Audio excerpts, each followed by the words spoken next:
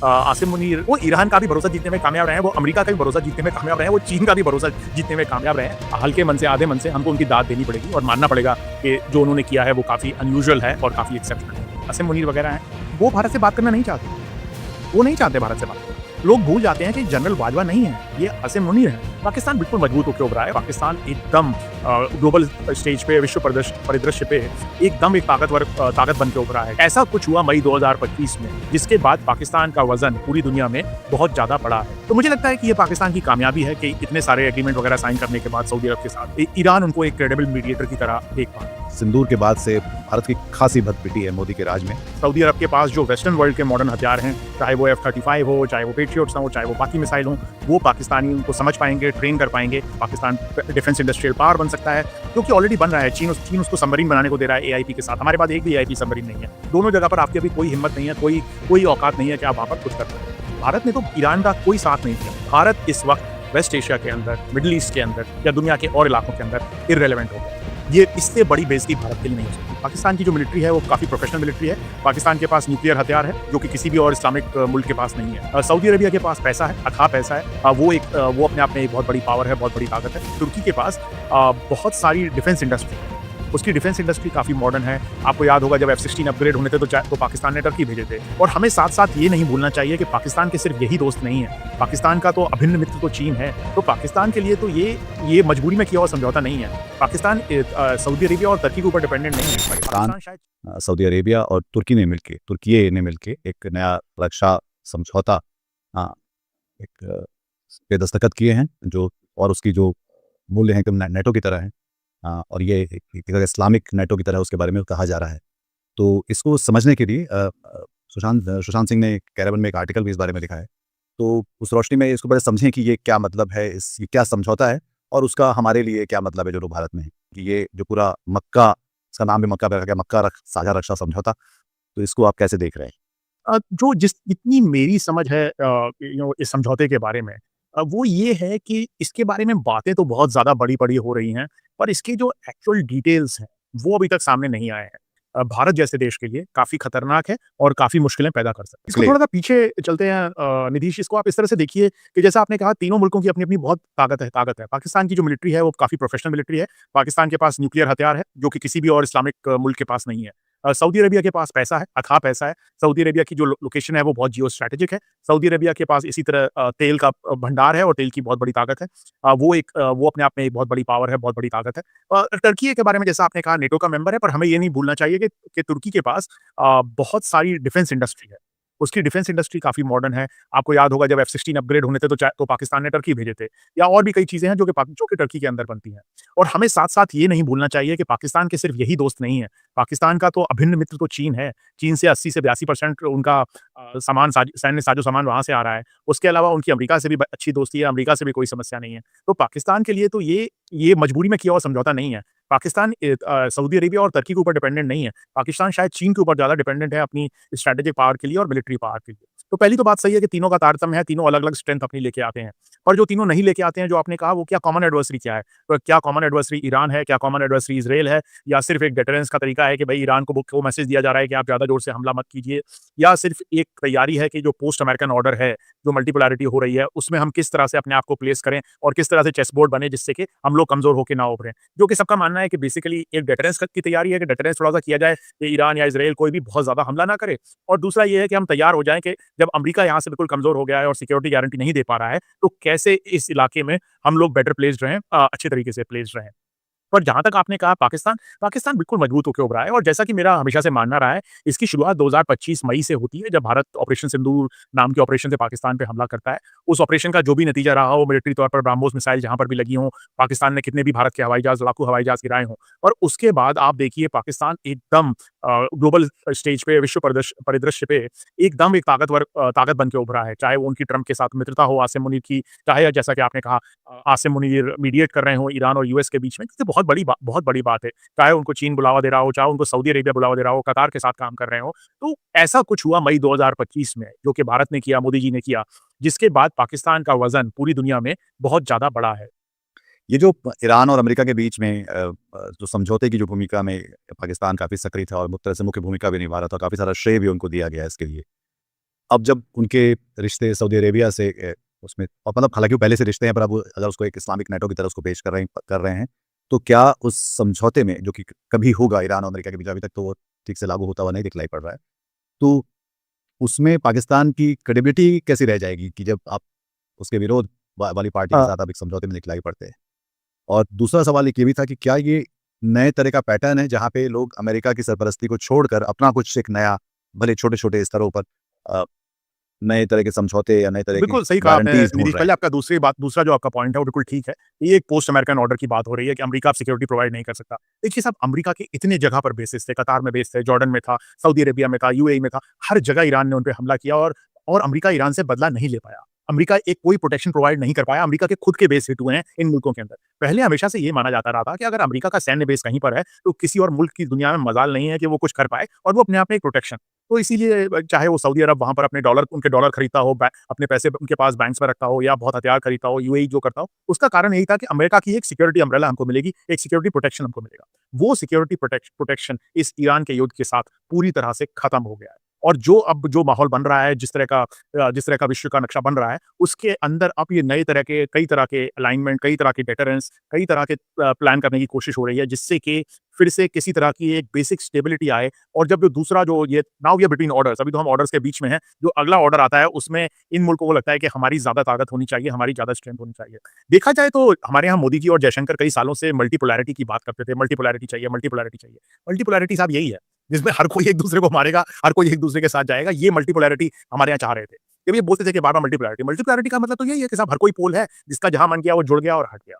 आपका जो पहला सवाल था उसमें एक चीज़ निधीश याद रखने वाली है कि सऊदी अरब और पाकिस्तान का बड़ा सैन्य समझौता 2024 में भी हुआ था। 2024 2025 में या 2025 में हुआ था और उस सैन्य समझौते के अंदर भी काफ़ी सारी कमिटमेंट्स थी, जो कि पाकिस्तान ने कुछ हद तक पूरी भी की। उसके बाद जब ईरान की तरफ से हमला होता है सऊदी अरब अरब पे, तो ऐसा नहीं हुआ पाकिस्तान वहाँ गया और पाकिस्तान ने पहला जो युद्ध विराम होता है, उसके बाद अपने आपको याद होगा अपने लड़ाकू जहाज़, अपनी कुछ ब्रिगेड वगैरह वहाँ पर सऊदी अरब में डिप्लॉय की थी। शायद ये मैसेज देने के लिए ईरान को कि आप उन पर हमला ना करें। तो उसके बावजूद भी वो एक मीडिएटर की तरह एक्ट कर पा रहे थे। तो मुझे लगता है कि ये पाकिस्तान की कामयाबी है कि इतने सारे एग्रीमेंट वगैरह साइन करने के बाद सऊदी अरब के साथ और सऊदी अरब से एक अच्छी रिलेशनशिप होने के बावजूद भी ईरान उनको एक क्रेडिबल मीडिएटर की तरह देख पा रहा है। एक बात जो शायद बहुत सारे लोग भूल जाते हैं कि आसिम मुनीर जब मिलिट्री अटैचे थे, डिफेंस अटैचे थे, तो वो सऊदी अरब में ही डिफेंस अटैचे थे। वहीं पर उन्होंने हाफिज़ की उपाधि भी ली थी, जो कि मतलब व्हेन यू मेमोराइज़ जब आप पूरी होली कुरान को पूरी तरह से याद कर लेते हैं और आपको उसको पढ़ने की ज़रूरत नहीं पड़ती है। आपको याद हो जाती है, तो आपको हाफिज़ का टाइटल मिलता है और वो जब वहाँ पर मिलिट्री अटैचे थे सऊदी अरब के अंदर, तब उन्होंने लिया था। और जैसा कि निधीश, हमें ये भी नहीं भूलना चाहिए कि पाकिस्तान और सऊदी अरब में तो हमेशा से बहुत नज़दीकी संबंध रहा है, खास तौर पे सैन्य स्तर पर। सैन्य स्तर पे पाकिस्तान ने उनके फाइटर पायलट्स को ट्रेन किया है, पाकिस्तान के फाइटर पायलट्स ने सऊदी अरब के लड़ाकू जहाज़ उड़ाए हैं, पाकिस्तान ने वहाँ ब्रिगेड्स डिप्लॉय की हैं, पाकिस्तान ने सब कुछ किया है सऊदी अरब के लिए और सऊदी अरब ने उनको सपोर्ट किया है पैसे से, ऑयल की क्रेडिट लाइन से। आपको याद होगा एक वक़्त जब पाकिस्तान की हालत बहुत ज़्यादा खराब थी फाइनेंशियली, तो वो क्रेडिट लाइन दे देते थे 3-3 महीने की, 6-6 महीने की, कि आपने तेल खरीद लिया और आप पैसे 6 महीने बाद दे दीजिएगा, 1 साल बाद दे दीजिएगा। तो वो जो मुल्क जिसकी की माली हालत बहुत खराब है, उसके लिए तो वो एक बहुत बड़ी मदद होती थी। तो उनके संबंध हमेशा से रहे हैं और उन संबंधों के बावजूद आसिम मुनीर ईरान का भरोसा जीतने में कामयाब रहे हैं, जिससे कि वो ईरान का भी भरोसा जीतने में कामयाब रहे हैं, वो अमेरिका का भी भरोसा जीतने में कामयाब रहे हैं, वो चीन का भी भरोसा जीतने में कामयाब रहे हैं और इसके लिए शायद भले ही मतलब हल्के मन से, आधे मन से हमको उनकी दाद देनी पड़ेगी और मानना पड़ेगा कि जो उन्होंने किया है वो काफ़ी अनयूजुअल है और काफ़ी एक्सेप्शनल है। और इसको अगर आप इस तरह से देखें कि भारत के लिए सुशांत, इसका क्या मतलब होगा? ख़ास तौर पर इस दौर में जहाँ पर सिंदूर के बाद से भारत की खासी भत पिटी है मोदी के राज में, जहाँ पे डोनाल्ड ट्रंप ने कहा था कम से कम तो नहीं, शायद 100 बार उन्होंने ये कहा कि ये 2 एटमी ताकतों का की जंग जो है मैंने रुकवाई, और उसमें उन्होंने साफ-साफ तौर पे एक तरह से पाकिस्तान का पक्ष लेते हुए भी वो दिखलाई पड़े। उन्होंने तो यहाँ तक कहा कि मैं इनका जो है पॉलिटिकल करियर डिस्ट्रॉय नहीं करना चाहता, और उसके बाद जो ये जो ट्रेड को लेकर भी शर्तें जो हैं हम एक लगाती जाती रही हैं। तो हर तरह से देखा जाए H-1B चाहे ट्रेड है, सर्विसेज़ है, गुड्स है, और साथ में एक तरह की जो डिप्लोमैटिक या स्ट्रेटेजिक पार्टनरशिप रही है वो उसमें सब पे फ़र्क पड़ा है। एक तो उस स्तर पे पड़ा है, पर एक पड़ोसी देश भी है जो कि एटॉमिक शक्ति है, और उसपे 2 देशों का और अगर उसमें साफ-साफ वो जुड़ते हैं, इस तरह से कि एक पर हमला और सब पे हमला माना जाएगा। तो भारत इसको कैसे देख रहा है, या कैसे इस पे उसकी प्रतिक्रिया कैसे रही होगी? मोदी सरकार के लोग जो हैं वो क्या सोच रहे होंगे इसके बारे में? नहीं पता कि मोदी सरकार के लोग कितना सोच रहे हैं और क्या सोच रहे हैं। पर निधीश, दो तरीके से देखा जा सकता है। एक तरीके से तो वो है जो कि राष्ट्रवाद से ओतप्रोत, हिंदू राष्ट्रवाद और हिंदुत्व से ओतप्रोत जो लोग हैं वो ये कहेंगे कि अरे क्या पाकिस्तान से अगर लड़ाई होगी तो सऊदी अरब और टर्की थोड़ा आके लड़ेंगे। और इसको दूसरे तरीके से भी देखा जा सकता है। दूसरा तरीका देखने का ये है कि पाकिस्तान की सैन्य ताकत को बढ़ाने के लिए टर्की और सऊदी अरब मदद करेंगे। सऊदी अरब के पास जो वेस्टर्न वर्ल्ड के मॉडर्न हथियार हैं, चाहे वो F-35 हो, चाहे वो पेट्रियट्स हों, चाहे वो बाकी मिसाइल हों, वो पाकिस्तानी उनको समझ पाएँगे, ट्रेन कर पाएँगे और अगर भारत उस तरह के वेस्टर्न हथियार यूज़ करता है, तो पाकिस्तानियों को उनकी जानकारी होगी। सेम चीज़ टर्की की वजह से टर्की के साथ पाकिस्तान के जो डिफेंस प्रोडक्ट्स हैं, वो अपग्रेड हो सकते हैं। पाकिस्तान डिफेंस इंडस्ट्रियल पावर बन सकता है, जो कि ऑलरेडी बन रहा है। चीन उसको सबमरीन बनाने को दे रहा है एआईपी के साथ। हमारे पास एक भी एआईपी सबमरीन नहीं है। अब वो JF-17 पाकिस्तान के अंदर बन रहे हैं। तो अगर वो टर्की के साथ भी ये करेगा और सऊदी अरब के साथ भी ये करेगा, तो उसका फ़ायदा होगा। तीसरी चीज़ हमको ये समझनी चाहिए कि सऊदी अरब जो है, उसके भारत से संबंध अच्छे हैं, बट इसका मतलब ये है कि अगर भारत और पाकिस्तान के बीच में लड़ाई होगी, तो वो भारत पर दबाव डालेगा। अगर पाकिस्तान उसका मित्र है, तो वो भारत पर डिप्लोमैटिक तौर पर तो पक्का दबाव डालेगा कि आप क्या कर रहे हैं। अगर आपको याद हो, सिंदूर में भी 2 ही मुल्कों ने मीडिएट किया था, अमेरिका ने और सऊदी ने। जी। सऊदी के प्रिंस आए थे यहाँ पर, वो चल रहा था और उन्होंने मीडिएट किया था। तो अब और ज़्यादा दबाव बनेगा भारत के ऊपर डिप्लोमैटिकली कि आप कुछ कीजिए और भारत की भी तो मजबूरी है सऊदी अरब के साथ। भारत के शायद सबसे ज़्यादा लोग सऊदी अरब में ही काम करते हैं, जो मिडल ईस्ट में हमारे वर्कर्स हैं, उसका बहुत बड़ा हिस्सा सऊदी अरब के अंदर है। तो ऐसा नहीं है कि सऊदी अरब से हमें कुछ नहीं चाहिए, हमें सऊदी अरब से तेल भी चाहिए, हमें सऊदी अरब से वहाँ मदद भी चाहिए और एक तो इस तरह की समस्याएँ हैं कि पाकिस्तान की स्ट्रेंथ बढ़ेगी, पाकिस्तान की डिप्लोमैटिक सपोर्ट तो बढ़ेगी, भले ही वो मुल्क हमारे यहाँ लड़ने ना आए। दूसरी चीज़ जिसके बारे में भारत में बिल्कुल बात नहीं हो रही है, भारत के 2 आपको याद हो बड़े प्रोजेक्ट थे, एक आईमैक था, Indian middle east Europe corridor.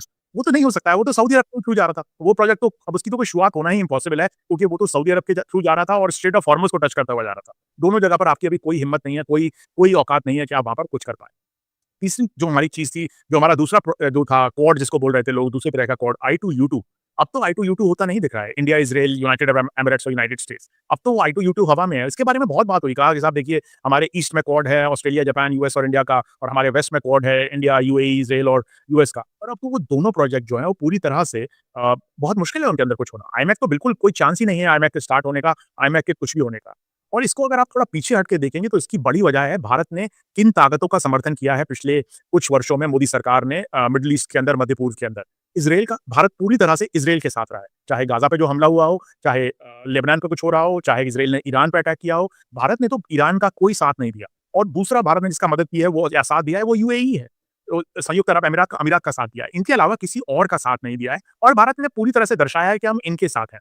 देखिए, मेरा कहने का मतलब ये नहीं है कि आप इज़राइल से बिल्कुल संबंध तोड़ लें और इज़राइल को बोलें कि आप भाग जाइए। मैं समझता हूँ इज़राइल के साथ संबंधों के कुछ कारण हैं, आपको उनके सिक्योरिटी प्रोडक्ट्स मिलते हैं, इंटेलिजेंस प्रोडक्ट्स मिलते हैं वगैरह और उसके बारे में हम सबकी राय हो सकती है। मुझे नहीं लगता कि वो इतना ज़रूरी है, तो होना चाहिए। पर मान लीजिए एक बार मैंने मान भी लिया कि साहब इज़राइल ने हमारी हमेशा मदद की है 1965 में, 1971 में, 1999 में और हमको उनसे मदद मिलती है।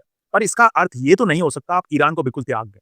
जो समस्या हुई है वो इसलिए हुई है कि आपने इज़राइल के साथ बैठ के, जैसे कि वो जो नकली मेडल था जिसको लेने के लिए मोदी जी वहाँ गए, तेल अवीव और जो उन्होंने जाके नेसेट में लिया, उसका अर्थ ये तो नहीं हो सकता कि ईरान की जब सुप्रीम लीडर की मौत होती है, तो आप उसके बारे में हत्या की जाती है, तो आप उसके बारे में बात नहीं करेंगे, उसको कंडेम नहीं करेंगे, उसकी भर्त्सना नहीं करेंगे। ऐसा क्यों है यार? जब बच्चियाँ मारी जाती हैं स्कूल के अंदर अमेरिकी मिसाइल से, आप उसकी भी भर्त्सना नहीं करते हैं। ईरान के 9 सैनिक मारे जाते हैं, आप उसके बारे में बात नहीं करते हैं। आपने एक तरह से अपने आप को एक साइड पर खड़ा कर दिया है कि हम इज़राइल के साथ हैं, हम यूएई के साथ हैं। आपने अपने बाकी जो संबंध हैं, बाकी मुल्कों के साथ उस इलाके में, उनको कमज़ोर किया है।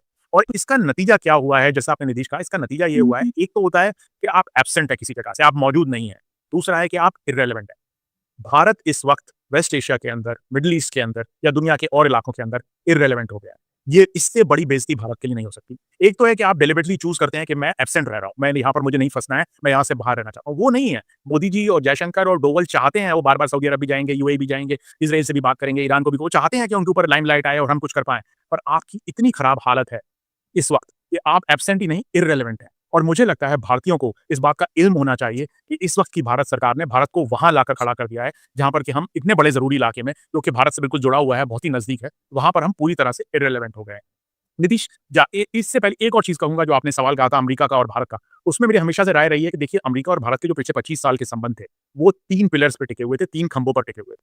पहला खंभा था स्ट्रैटेजिक, जिसको कि चाइना बोल लीजिए, इंडो पैसिफिक बोल लीजिए, ये था अमेरिका का मानना था कि चीन का मुकाबला करने के लिए भारत की ज़रूरत है और भारत हमें मदद करेगा चीन से मुकाबला करने के लिए। दूसरा खंभा था जैसा आपने कहा ट्रेड एंड टेक्नोलॉजी का, कि ट्रेड होगा जिसमें कि भारत ज़्यादा सामान बेचेगा, अमेरिका कम बेचेगा और टेक्नोलॉजी अमेरिका भारत को देगा। और तीसरा था पीपल टू पीपल कॉन्ट्रैक्ट का, लोगों का आपस में जुड़ाव, H-1B, students, visas, J-1 visas, whatever, citizenships, ये सारे तीनों पिलर होंगे। ट्रम्प के अंदर वो तीनों पिलर टूट चुके हैं। स्ट्रैटेजिक पिलर तो खत्म हो ही गया, ट्रम्प साहब ने जाके बोल दिया चीन के अंदर कि हम G2 हैं, तो भारत की तो कोई वक़्त है नहीं उसके बाद। जब वो G2 बन गए, तो भारत की कोई ज़रूरत नहीं है। उन्होंने ट्रेड पे जो टैरिफ जैसा आपने कहा 100% टैरिफ, रशिया के नाम पर टैरिफ, उसके नाम पर टैरिफ आप लगाए जा रहे हैं। टेक्नोलॉजी ट्रांसफर ट्रम्प साहब ने साफ मना कर दिया, किसी तरह की टेक्नोलॉजी नहीं आएगी। आपको पता ही है हवाई जहाज के इंजन की टेक्नोलॉजी देने से F414 इंजन की टेक्नोलॉजी नहीं दे रहा है। और वो वैसे भी ट्रम्प का मानना है कि टेक्नोलॉजी अमेरिका को किसी भी मुल्क को नहीं देनी चाहिए, तो भारत को भी नहीं मिल रही है। तीसरा पिलर जो था पीपल टू पीपल, उसके बारे में आपने कहा ही है, J1 है, H1B है, वो पूरी तरह से खत्म कर दिए गए। स्टूडेंट्स के नंबर कम हो गए, नौकरियां नहीं मिल रही हैं, पैसा बढ़ा दिया आपने। इसमें से ट्रम्प साहब के जाने के बाद भी जो पहला पिलर है, पहला खंभा है, वो ठीक हो सकता है कि आप बोलें कि चीन से अमेरिका का अगला राष्ट्रपति बोले कि चीन के साथ हमारी समस्या है और हम भारत को फिर प्रमोट करना चाहते हैं। पर जो 2 बाकी खंभे हैं, वो इतनी जल्दी रिकवर नहीं करेंगे। और आई थिंक इस बात का इल्म, इस बात का रियलाइज़ेशन भारत को अभी भी मुझे नहीं लगता कि नई दिल्ली के अंदर लोगों को है। ये इन 3 पिलर में से 2 पिलर बहुत बुरी तरह ध्वस्त हुए हैं। एक पिलर बहुत जल्दी इरेक्ट हो सकता है, बाकी दोनों पिलर इरेक्ट नहीं होंगे क्योंकि उनका अमेरिकी समाज और अमेरिकी राजनीति से के अंदर जुड़ाव है, जो कि चाहे वो इमिग्रेशन की पॉलिसीज़ हो, चाहे वो ट्रेड और टेक्नोलॉजी की पॉलिसी हो, उनके अंदर समाज के अंदर बदलाव आया है, समाज ने कुछ सोचा है, जिसकी वजह से ट्रम्प साहब कर पा रहे हैं वो चीज़ें। तो स्ट्रैटेजिक पिलर चेंज हो सकता है, सामरिक पिलर बदल सकता है, पर बाकी दोनों पिलर शायद इतनी आसानी से नहीं जुड़ पाएँगे और इसलिए भारत वापस अमेरिका के साथ उस स्तर पर नहीं जा पाएगा, जहाँ पर पहले था। बहुत से भारतीयों को लगता है कि ट्रम्प जाएँगे और भारत और अमेरिका के संबंध फिर से ऊपर ऊँची स्विंग पे जाएँगे और सब लोग झूले पर झूलने लगेंगे। ऐसा मेरा मानना है कि ऐसा नहीं होगा, वो समय जा चुका है। अब एक नया समय आएगा, उसमें एक नए तरीके से आपको संबंध विकसित करने पड़ेंगे और उसमें वो वक़्त वापस नहीं आएगा जो पहले था। सुशांत, इसमें आखिरी सवाल जो मैं पूछना चाह रहा था वो ये था कि इस बीच भारत में सरकार तो पता नहीं क्या सोचती है पाकिस्तान को लेकर, पर राष्ट्रीय स्वयंसेवक के लोग हैं जो मोहन भागवत भी और उसबाले साहब भी, वो दोनों ये बात कह रहे हैं कि पाकिस्तान से हमको अब बातचीत करनी चाहिए। तो ये जो एक तरफ हम हिंदू राष्ट्र भी चाह रहे हैं, एक तरफ हम सारे जो पूरा दुनिया देख रही है कि हम भारत के मुस्लिमों के साथ भारत में क्या कर रहे हैं। साथ में अभी जैसे कि एक एमनेस्टी की रिपोर्ट आई कि वो हम लोग इज़राइल को सारे हथियार दे रहे हैं जो कि जिससे जिससे जिनोसाइड, जिससे जनसंहार इनेबल हो किया जा रहा है। तो और बाकी सब तो है ही, जो मतलब जो यूएन से लेकर बाकी जो है इज़राइल का साथ देते हैं। तो ये भारत और पाकिस्तान के बीच के रिश्तों को आगे बढ़ाने की जहाँ इस तरह से बात हो रही है, क्या उसकी ऐसी कोई गंभीरता, ज़रूरत तो शायद है, पर क्या गंभीरता दिखलाई पड़ती है या इसके बारे में कुछ सोच है?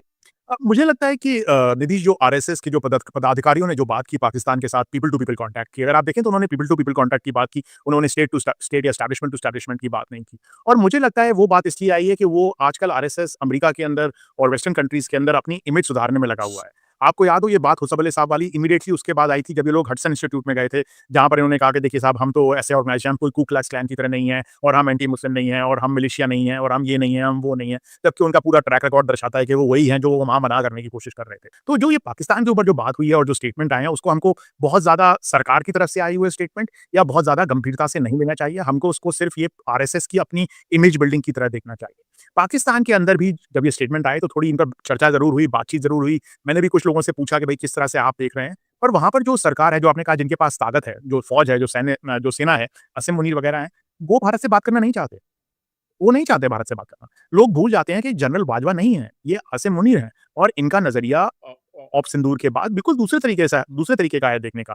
आपने वो वेस्ट एशिया की तरफ देख रहे हैं, वो अमेरिका की तरफ देख रहे हैं, वो बाकी जगह देख रहे हैं। आपने एक भी स्टेटमेंट नहीं देखा होगा पाकिस्तान की तरफ से कि चलिए भाई पीस की बात करते हैं, आपसे अलग बात करते हैं, नहीं है। वो कह रहे हैं कि हमको पता है कि हमारा इनके साथ मेल नहीं बनेगा और हम अपना काम करते हैं।